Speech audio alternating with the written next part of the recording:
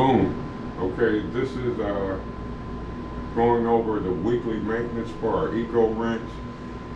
Gotta stay on top of this or else you will regret not doing so.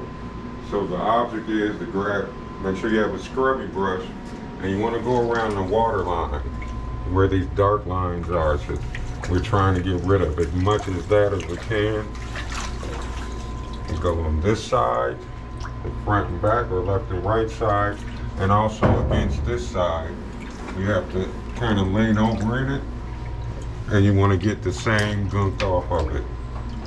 So once you do that, you want to move the shuttle over so you can get to this side.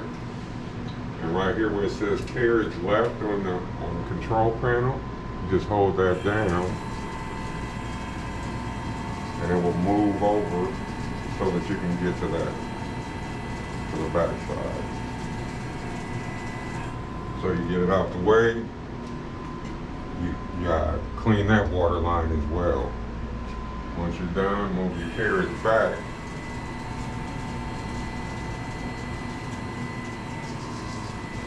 Back in the home position. The next thing you want to do now that you got that done, you want to get the water out of it. I would not advise plugging this into the wall until you have the hose connected and in the sink. We're going to throw this on.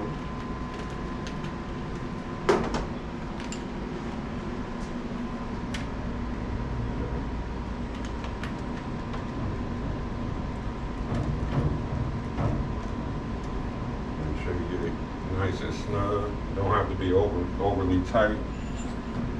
Oh. Stop recording. Stopped. Oh, maybe the battery's good. Oh, there we go. Okay, we're back. So the trick to this is you get your hose in the faucet, in the sink, but put it underneath this little drip so it'll hold it. After you get that in there, you definitely want to monitor this because it will slip out or jump out on you. Plug it into the outlet, and then get control of the hose so that it's staying underneath this. So now everything is, the water's coming out, and as the water's coming out, you want to clean the bottom as well. And if you look, I don't know if you can see it, but you can see where it's getting clean versus where it's dirty. Oh yeah. And you want to do that all the way front and back.